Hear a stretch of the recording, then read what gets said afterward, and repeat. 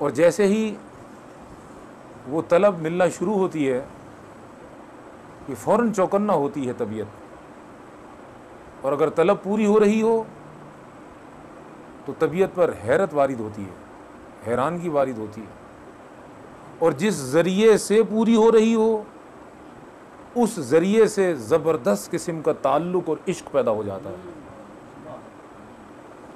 تو پوری انسانیت کو صاف ستھری اور نکھری توحید عطا کرنے والی ایک ذات ہے، اور اس کا نام محمد ہے۔ اور جب یہ محمد صلی اللہ علیہ وسلم جن پر کروڑوں درود و سلام ہوں، جب اس کی توحید بیان کرتے تو بڑی مشہور بات ہے کہ صحابہ کرام یوں بیٹھے ہوتے جیسے سروں کے اوپر پرندے بیٹھے ہیں،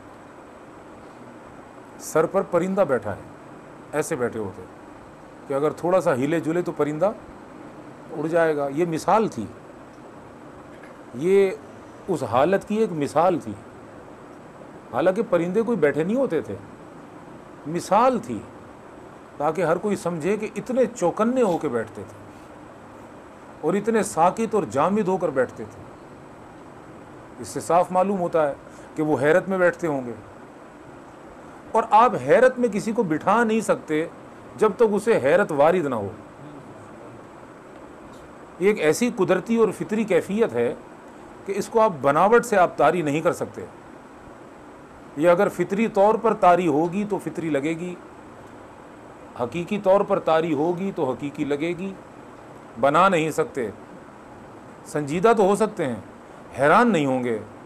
حیران اس وقت ہوں گے جب حیران ہوں گے، اور جب حیران ہوں گے تو پھر ساکت اور جامد ہوں گے۔ جب ساکت اور جامد ہوں گے تو نظارہ پھر وہی ہو جائے گا کہ ایسے لگتا ہے پرندے بیٹھے ہوئے ہیں۔ معلوم ہوا کہ حضور ان کو حیران کر رہے ہوتے تھے، اور جب توحید بیان کرتے ہوں گے تو وہ لازماً حیران ہوتے ہوں گے۔ تو جب حیران ہوتے ہوں گے تو جس ذریعے سے توحید ملتی ہوگی وہ ذریعہ تو حضور کا ہے۔ لہٰذا اب جتنا پیار صحابہ کو حضور سے تھا کسی اور سے نہ تھا۔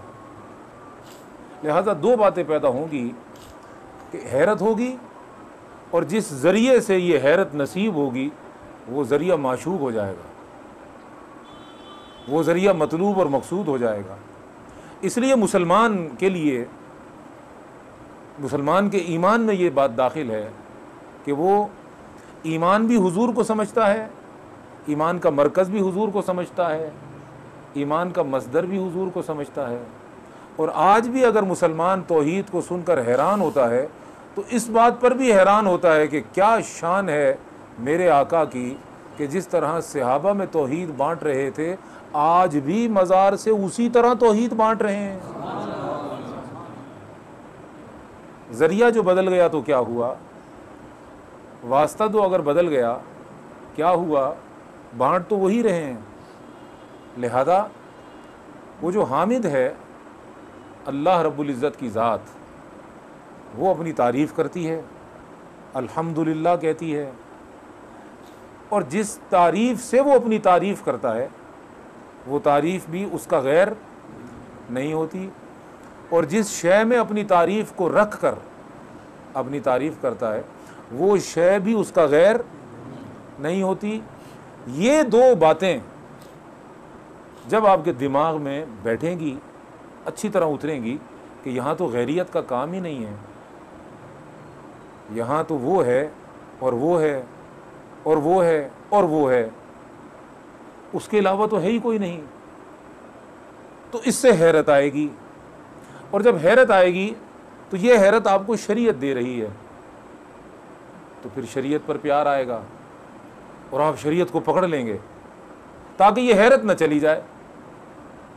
جب آپ شریعت کو پکڑیں گے تو جو شریعت میں داخل ہوگا اس سب سے بھی تعلق بنتا چلا جائے گا۔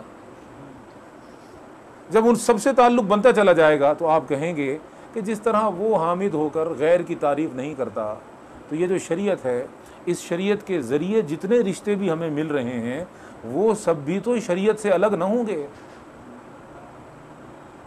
لہذا شریعت ہو یا شریعت کے پاسدار ہوں، غیریت نہیں رہتی۔ شریعت ہو یا شریعت کے پاسبان و پاسدار ہوں، غیریت تو نہیں رہتی۔ یہ وجہ ہے کہ وہ کہتا ہے کہ شریعت تو ہے اور تجھ میں شریعت ہے۔ جب اس کو سمجھ آتی ہے تو وہ کہتا ہے شریعت تو ہے اور تجھ میں شریعت ہے، اب دوئی نہ رہی، لہٰذا وہ شریعت کی طرح اس شریعت والے کا بھی احترام کرتا ہے، ادب کرتا ہے۔ پھر یہ درجہ بدرجہ جب باتیں اوپر جاتی ہیں، معلوم نہیں آپ میری بات کو سمجھ بھی رہے ہیں یا نہیں سمجھ رہے ہیں۔ کہنا میں یہ چاہتا ہوں کہ شریعت کے اندر ہیں وہ لوگ جن کو آپ انعام یافتہ کہتے ہیں۔ جب آپ انعمت علیہم کہتے ہیں تو وہ کیوں کہلوایا جاتا ہے؟ وہ اسی لیے کہلوایا جاتا ہے کہ شریعت کے اندر وہ ہیں اور ان کے اندر شریعت ہے۔ تو اب شریعت اور شریعت والے پاسبان یہ الگ نہ رہے، لہٰذا جہاں نماز کا ادب ہوگا وہاں امام کا ادب ہوگا، اور جہاں شریعت کا ادب ہوگا وہاں عالم شریعت کا بھی ادب ہوگا، اور صرف شریعت کی وجہ سے ہوگا۔ اور آپ کہیں گے کہ شریعت اس میں سے نکل رہی ہے، تو اس میں کہاں سے پہنچ رہی ہے؟ وہ اس کے اوپر سے آ رہی ہے، کیونکہ وہ انعمت علیہم بھی تو انعمت علیہم سے جڑا ہے، لہٰذا وہ دونوں جڑ گئے۔ پھر وہ جو اپنے اوپر والے سے جڑا ہے تو وہ دونوں بھی ایک ہو گئے۔ اب یہ پورا سلسلہ چلتا ہوا اوپر جا رہا ہے۔ تو آپ کو شریعت یعنی انعمت علیہم میں جتنے انعام یافتہ، چاہے علماء ہوں یا صوفیاء ہوں یا اولیاء ہوں، یا پھر درجہ بدرجہ اوپر چلتے جاتے ہیں، یا صحابہ ہوں یا اہل بیت ہوں، یہ سارا آپ کو ایک وجود بن کر ایک نظر آئے گا، غیریت نظر نہیں آئے گی۔ تو جڑ جائیں گے، تو جتنا جڑ جائیں گے ماضی سے، جتنا جڑ جائیں گے ماضی سے، ضروری ہے کہ اگر آپ صحیح جڑے ہیں تو ماضی سے جڑنے کا مطلب یہ ہے کہ آپ کو مستقبل کا عکس بھی ماضی میں نظر آنا چاہیے، کیونکہ جو پیچھے دیکھ سکتا ہے وہ آگے تو زیادہ دیکھ سکتا ہے، جو پیچھے دیکھ سکتا ہے وہ تو مشائخ حضرات، اولیاء اللہ، صحابہ، اہل بیت اطہار، خود تاجدار کائنات کی ذات اس وقت تو آپ کو ماضی میں نظر آ رہی ہے نا، اس وقت تو آپ کہیں گے وہ ماضی ہو گیا، لیکن اگر آپ نے درست طریقے پر دیکھا تو آپ کو یہ ایک دریا کی مانند نظر آئے گا۔ جب دریا کی مانند نظر آئے گا اور آپ اس دریا میں غوطہ زن ہوں گے تو دریا کا اول بھی پانی ہوتا ہے، درمیان بھی پانی ہوتا ہے، آخر بھی پانی ہوتا ہے۔ دریا کے ماضی میں دیکھو، پیچھے دیکھو تب بھی پانی ہوتا ہے، آگے دیکھو تب بھی پانی ہوتا ہے۔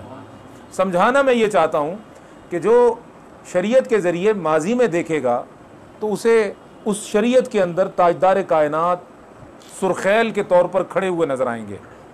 تو جتنا وہ پیچھے دیکھ پائے گا، لازمی بات ہے اتنا ہی عکس اس کو آگے بھی نظر آئے گا۔ تو جو ماضی سے واقف ہوا لازماً وہ مستقبل سے بھی آگاہ ہوگا۔